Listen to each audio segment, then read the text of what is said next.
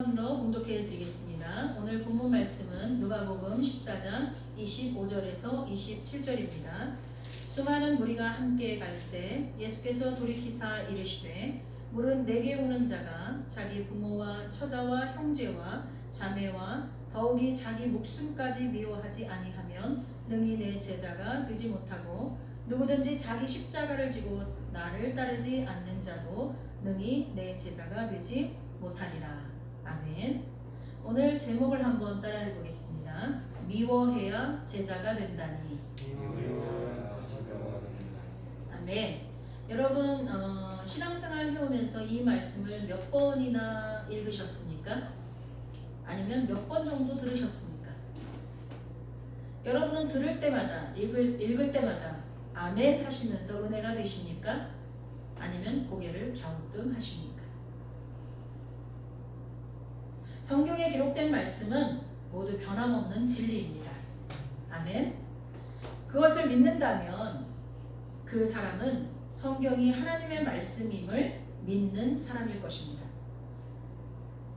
그렇습니다. 성경은 기록자가 각기 다르고 기록된 연도가 다르고 기록된 내용의 시대적 상황이 다 다르다 해도 성경의 원저자는 하나님이십니다. 그래서 성경은 하나님의 말씀이고 우리에게 주신 하나님의 약속과 명령과 교훈들로 이루어져 있습니다. 때문에 성경은 한치의 오차도 없이 이루어져 왔고 나머지도 이루어질 것입니다. 여러분 믿으십니까? 아멘.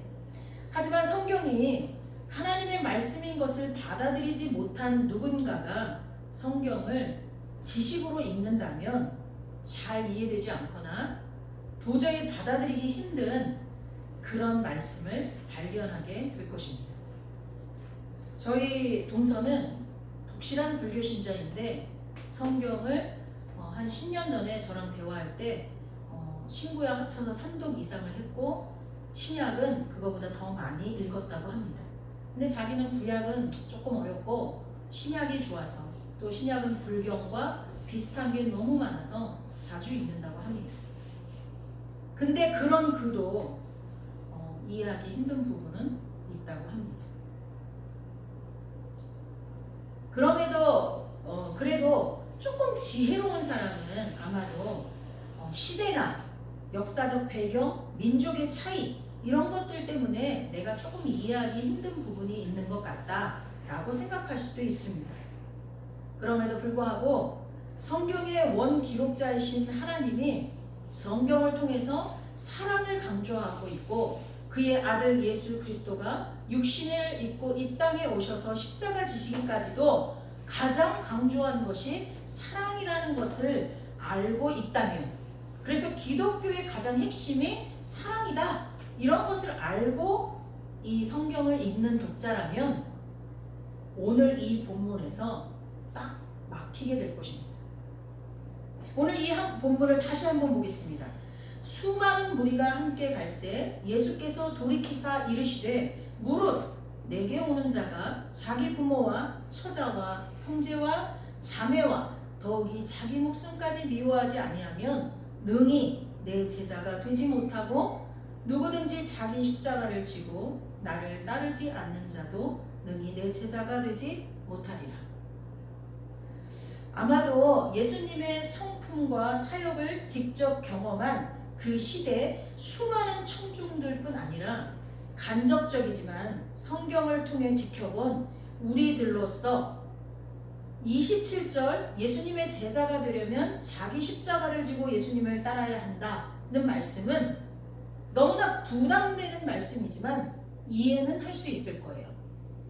예수님을 지켜봤으니까, 성경을 통해서 예수님을 아니까, 예수님이 어떤 분이시고 어떤 삶을 살았는지 아니까 그를 믿고 따르려면 적어도 내게 주어진 십자가는 내가 지고 가야겠구나 하는 거는 이해가 될 거예요. 부담은 가지만 여러분 각자 지고 있는 십자가가 있을 거예요.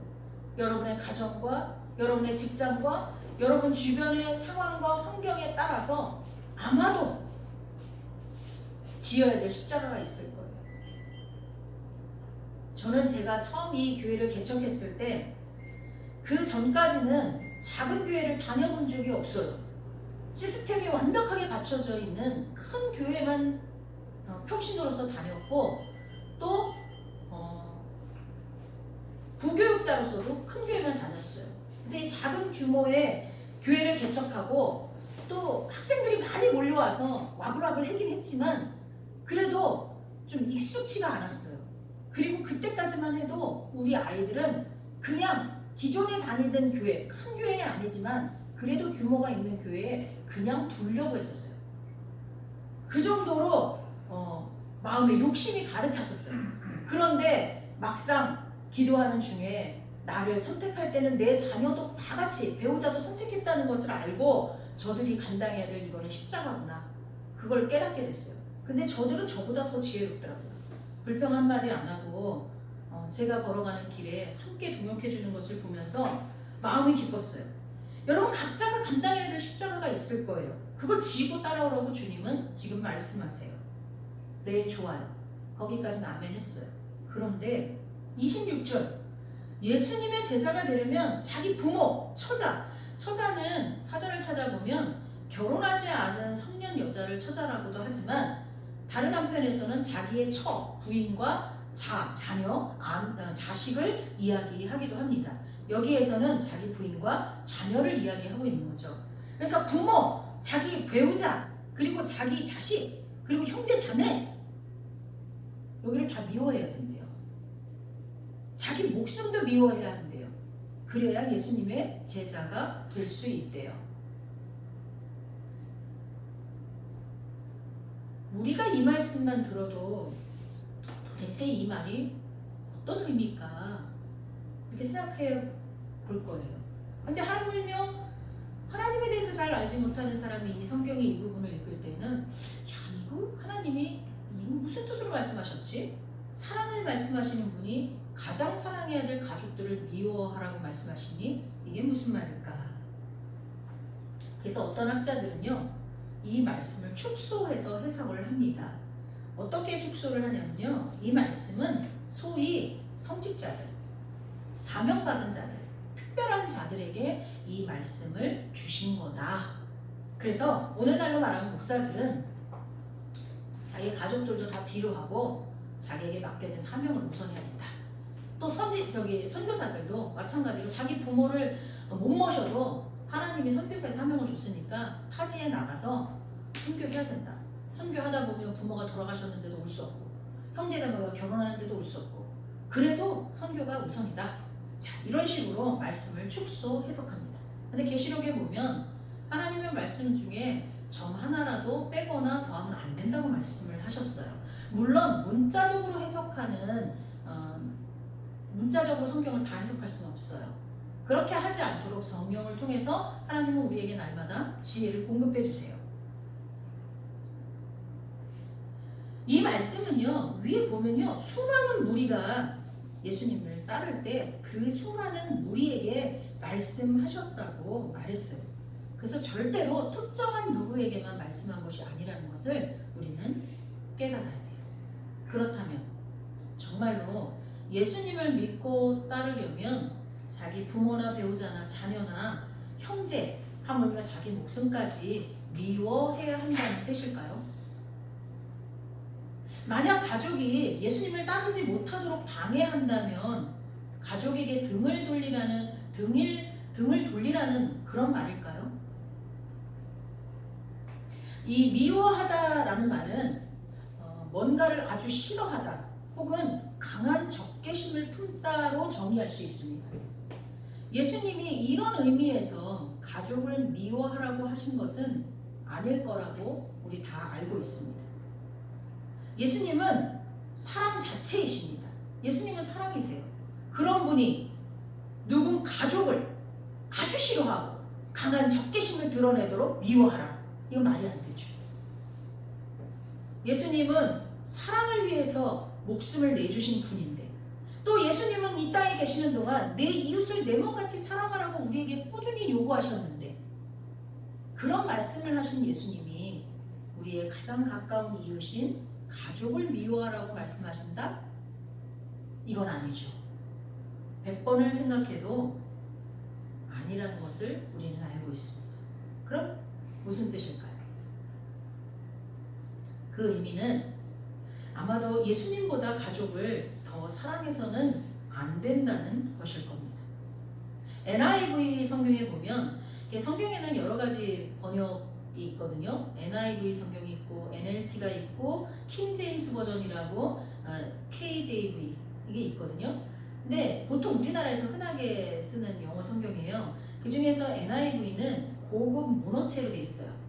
그리고 NLT는 일반 일상 영어가 되어 있어요. 그래서 조금 더 이제 회화를 잘하시는 분들은 NLT가 좀 읽기가 좋고, 그다음 저처럼 이제 책으로 뭐든지 보는 사람은 NIV 성경이 조금 저한테는 편해요.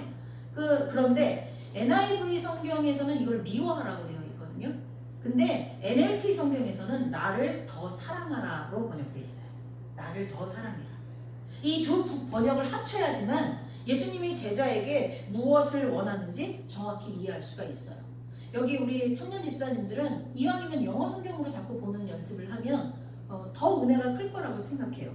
일단 예수님은 나를 더 사랑하라는 뜻으로 이 말씀을 하신 거를 우리가 알았어요. 그런데 왜 굳이 NIV 성경에서 미워하라는 표현으로 번역을 했을까? 그것은 뭐냐면요, 예수님을 다른 것보다 더 사랑하되 그 사랑의 깊이가 어떠해야 되는지를 우리에게 잘 보여주기 위해서 미워하라는 표현으로 번역을 한 것입니다. 그렇다면 도대체 가장 사랑하는 가족을 미워하는 것처럼 여겨질 만큼 예수님을 더 사랑하는 것은 우리 삶에서 어떻게 적용되고 나타나야 이 말씀을 하신 예수님의 의도에 적중하는 것일까요? 여러분 어떻게 생각하십니까? 내가 얼마나 예수님을 사랑해야 예수님이 보실 때 야, 쟤는 자기 부모나 자녀나 형제보다도, 아니 자기 목숨보다도 나를 더 사랑하는구나, 이렇게 여겨주실까요? 제가 아주 쉬운 비유를 하나 드려드릴게요. 사실 이건 제가 만든 비유가 아니고요, 제가 어떤 책에서 읽은 목사님의 비유예요. 근데 너무나 적절한 것 같아요. 연인 관계가 있고요, 결혼한 부부 관계가 있어요. 근데 이 연인은 결혼을 전제로 이제 사귀고 있어요. 양가 부모님도 다 알고 정말 사랑해요. 왜 결혼하냐 물어봤더니 떨어져 있기 싫어서 결혼한대요. 결혼이란 그렇잖아요. 정말 서로 사랑해서 별거 다 해봐요. 놀러도 가고 뭐 다 해보는데 꼭 끝에 이제 각자 자기 집으로 가야 되잖아요.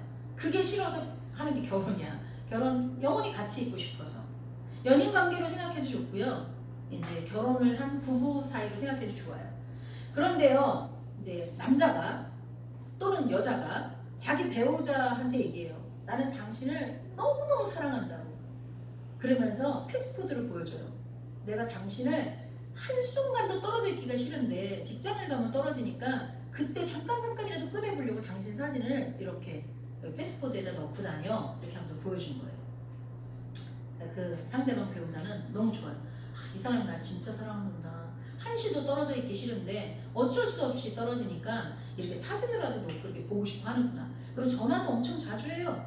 그리고 그것도 꼭 화상통화를 하재요. 얼굴 좀 보고 싶어서. 야, 진짜 나를 사랑하는구나 했어요. 근데 어느 날 남편의 옷을, 저는 그냥 쉽게 얘기하려고 남편의 옷이라고만 할게요. 반대로 생각하셔도 돼요. 아내의 옷이라고 해도 돼요. 옷을 좀 이렇게 의자 위에 올려 있어서 이렇게 정리를 해서 놓으려고 탁 하는데 패스포드가 뚝 떨어지는 거예요.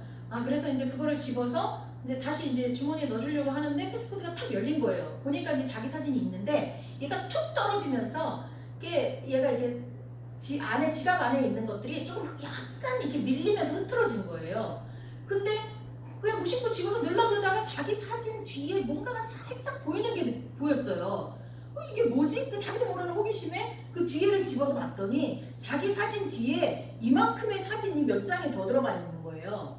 근데 보니까 다 여성들의 사진이에요. 예쁜 여성들의 사진이에요. 깜짝 놀랐어요. 그래서 이제 기분이 너무 불쾌하죠. 남편이 들어와서 아내를 막 껴안고 뽀뽀도 해주고 해요. 근데 아내는 이제 기분이 안 좋아요. 그러면서 자기 왜 그래? 어디 아파? 그러니까, 아니요. 그럼 왜 그래? 내가 패스코드를 뒤진 게 아니고 지갑을 뒤진 게 아니고 지갑이 뚝 떨어져서 넣으려고 그러다가 이 사진을 발견했다. 이게 뭐냐? 그랬어요. 근데 이 남편이 너무나 뻔뻔하게 그거 옛날에 내가 사귀었던 여자들이야. 그러는 거예요. 내가 사귀었던 여자들. 여자는 더 놀래죠. 근데 왜 이걸 갖고 다녀? 아이, 그냥 기념이야, 기념. 그 대신 당신을 지금 현재 제일 사랑해. 그 사람들은 과거 사진이야. 과거의 여자들이야. 그래서 내가 뒤에다 다 놨잖아. 당신 사진을 맨 앞에 놨잖아. 당신 제일 사랑해, 내가. 이렇게 얘기를 했어요. 여러분 이해되십니까?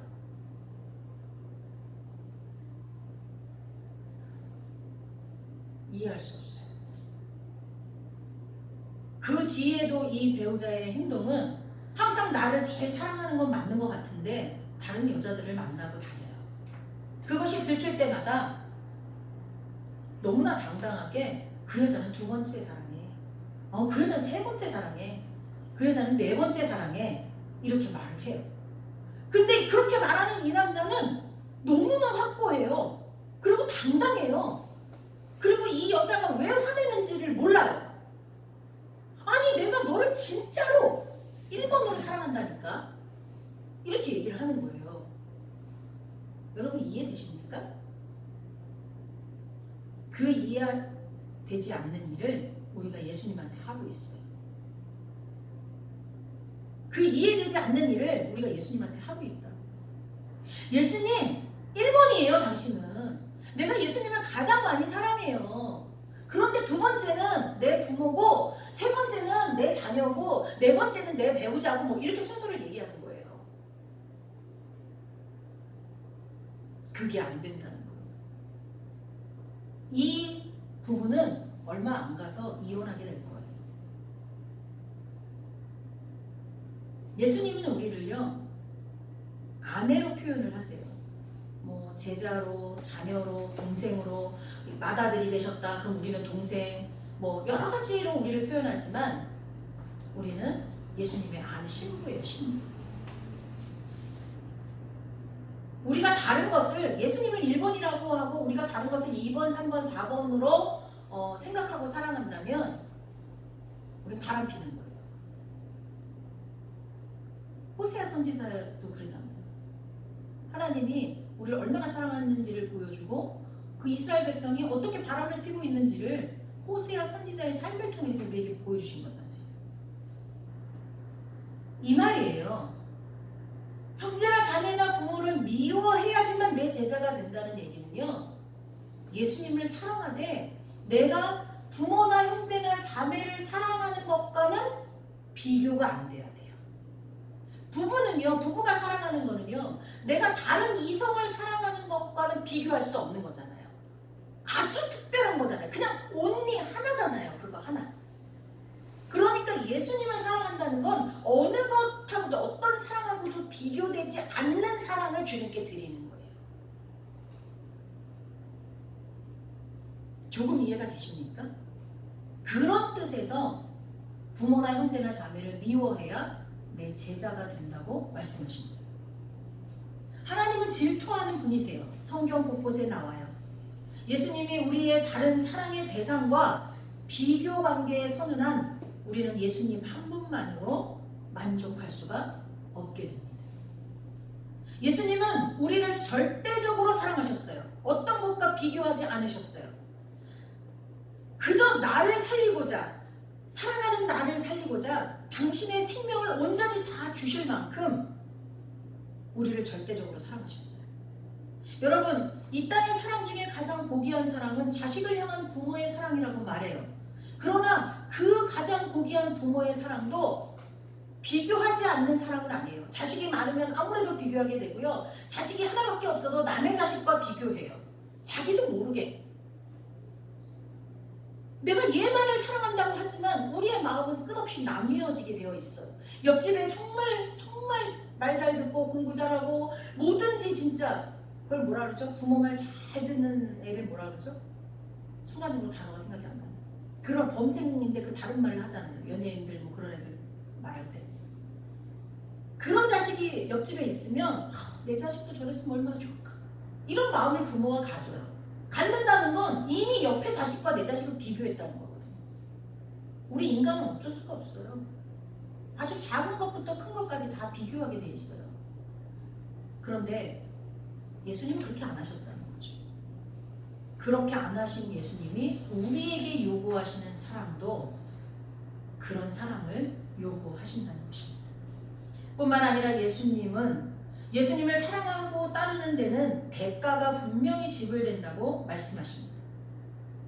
그것은 바로 십자가를 지어야 한다는 것입니다. 오늘 본문 말씀이 이루어진 때가 언제냐면 안식일 날 이 말씀이 이어졌어요. 처음에는 바리새인 지도자의 집에 들어갔어요. 거기 초청을 받아서 들어갔는지 예수님이 그냥 들어가셨는지 모르지만 들어갔어요. 그래서 거기서 수많은 대화가 이루어지고 대화 속에서 예수님이 많은 말씀을 가르쳐 주세요. 그리고 거기서 나와서 이동하는 때에 이 오늘 본문 말씀이 이루어진 거예요. 수많은 무리가 예수님을 따르고 있는데 그 불특정 다수인 수많은 무리에게 이 말씀을 하신 거예요. 그리고 이 말씀 뒤에 이어서 무슨 말씀을 하시냐면 누군가 망대를 세우고자 할 때 자기의 가지고 있는 재산이나 재능이 준공 다 완성될 때까지 족할지 먼저 계산해 보고서 망대를 짓는다는 거예요. 그러니까 망대 하나를 져도 손익계산을 따져보고 망대를 짓는데 너희가 나를 따르려면 어떤 대가를 지불해야 되는지 계산해 봤냐 이 말씀이에요.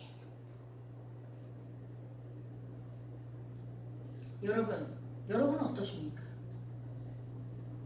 예수님을 믿고 따르는 데 있어서 어떤 것들을 지불해야 하는지 알고 계십니까?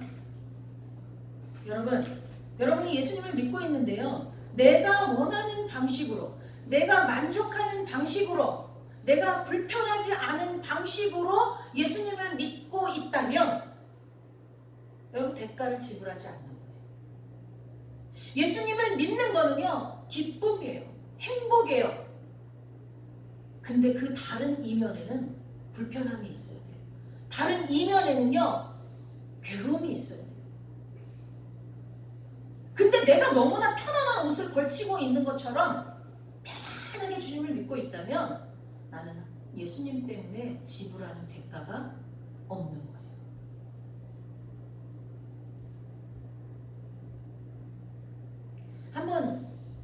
오늘 한번 자기가 정말 제대로 대가를 지불하면서 예수님을 믿고 있나 한번 살펴보는 시간을 가져볼게요. 내가 대가를 제대로 지불하고 있는가를 4가지 정도로 보면 된다고 많은 목사님들이 얘기하시고 아주 좋은 책들 속에도 많이 나와 있더라고요. 저도 한번 인용해 보려고 합니다. 여러분, 첫째는요. 내가 무엇을 위해서 가장 많은 돈을 쓰고 있는지를 보시면 돼요. 너희 보물 있는 곳에 너희 마음도 있다. 마태복음 6장 21절. 시간과 돈을 쓰는 모습을 보면 나의 마음이 무엇을 따르고 있는지 여실히 드러납니다. 한 사람이 두 주인을 섬기지 못할 것이니 혹 이를 미워하고 저를 사랑하거나 혹 이를 중히 여기고 저를 경히 여김이라. 너희가 하나님과 재물을 겸하여 섬기지 못하리라. 여러분 오늘 집에 가셔서 이왕이면 다 여기서 같이 토론도 하고 이렇게 해보고 싶지만 시간이 없잖아요. 집에 돌아가셔서 여러분이 어느 곳에 돈을 가장 많이 쓰는지, 때로는 내가 어느 곳에 돈을 가장 자주 쓰는지 한번 점검해 보세요. 그럼 여러분의 마음이 어디로 향해 있는지, 내가 예수님을 믿는데 대가를 지불하고 있는지 없는지 알게 될 것입니다. 두 번째, 저와 여러분이 힘들 때 어디에서 위로를 받는가 하는 것입니다. 여러분은 가장 힘들고 가장 괴로울 때 어디서 위로를 얻으십니까? 물론 친구를 찾아갈 수도 있고 부모님에게 상담할 수도 있고 다 있어요. 그러나 하나님보다 우선되어지고 있다면, 그리고 내가 거기서 친구를 찾아서 얘기하고 대답을 얻은 것으로, 또는 부모에게 상담하고 선생님에게 상담하고 대답을 얻은 것으로 만족하고 끝났다면, 하나님이 거기에 없다면 그는 하나님과 상관없는 사람이 되겠죠. 하나님께 기도하고 또 누군가를 찾아갈 수 있어요. 마리아도 임신했을 때 어떻게 했어요? 하나님께 기도했어요. 하나님을 찬양했어요. 그렇지만 무섭잖아요. 미혼모로 아이를 낳는다는 건 그 지금도 두려운 일이지만 그 시대는 돌에 맞아 죽을 일이잖아요. 그러니까 자기의 친척 엘리사벳을 요한의 어머니를 찾아갔어요. 그때 그 요한의 어머니 뱃속에 요한은 이미 잉태되어 있고 6개월 정도가 됐죠. 그래서 거기서 위로를 받고 있었잖아요. 그러니까 우리가 누군가를 찾아갈 수 있지만 그 누군가가 또 어떤 그 누군가가 사람이 아닌 대상일 수도 있어요. 그 대상이 하나님보다 우선하거나 하나님을 대체할 때는 나는 하나님을 제대로 믿고 있는 것이 아닙니다. 예수님을 따르는 제자가 아니라고 볼 수 있죠. 세 번째, 내가 어느 때 화가 나거나 짜증이 나는가. 여러분, 어떤 아버지가 어린 아이를 데리고 낚시하러 가자 했어요. 이 아이가 아빠한테 낚시하러 가자고 계속 쪼르니까 좀 귀찮지만 아이가 너무 좋아하니까 한번 데리고 갔어요. 그 아이는 너무 신났어요. 근데 아버지가 이제 낚싯대를 딱 던지고 물고기를 잡기 시작해요. 근데 아빠가 낚시만 하고 오면요, 이만한 거 엄청 많이 잡아와서 아들한테 자랑을 했었거든요. 그러니까 아들이 막 그게 아빠가 잡아오는 게 신기하기도 하고 자기도 그걸 보고 싶어서 따라간 거예요. 근데 그날따라 희한하게 한 마리도 안 잡히는 거예요. 그렇지만 그럼에도 불구하고 아이는 아빠랑 낚시를 갔다는 그 사실만으로 행복했어요. 시간이 가는 줄도 몰랐어요. 근데 아버지는 점점 짜증이 나기 시작했어요. 화가 나기 시작했어요. 말이 없어지기 시작했어요. 그리고 집에 오는 차 안에서 한마디 말도 안 하고 집에 돌아갔어요. 자, 여러분, 이 아버지는 뭐가 우선이었던 사람일까요? 아들이 우선이 아니라 낚시 자체가 우선이었던 사람입니다. 과도한 짜증과 화가 왜 진짜 마음을 말해주는지 아시겠습니까? 자신이 무엇에 지나치게 화를 내는지를 객관적으로 판단하기 어렵다면 친한 친구나 가족에게 물어보시기 바랍니다. 저는 가끔 친구들에게 물어봐요. 내가 언제 많이 짜증내는 것 같으냐? 그럼 정확하게 알 수 있더라고요. 물론 내가 생각해도 알 때가 많지만 그래도 객관성을 얻기 위해 물어볼 때가 있어요. 반대로 나는 어느 때 가장 신이 나는가? 우리를 실망시키는 대상 못지않게 우리를 흥분시키는 대상도 예수님의 경쟁 상대일 수가 있습니다. 여러분은 교회에 오면서 가장 먼저 한 일이 뭡니까? 교회에 와서 기도부터 하셨습니까? 아니면 무엇부터 하셨습니까?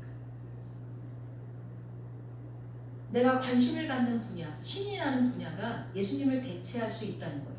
취미생활 또는 일 혹은 외모나 사람과의 관계, 지식, 학위 이런 모든 것들이 하나님으로부터 우리의 마음을 훔쳐가는 주범이 될 수 있다는 것을 기억하시기 바랍니다.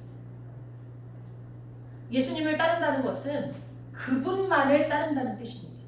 내가 추구하고 있는 것 중에 예수님이 1등이라는 게 아니에요.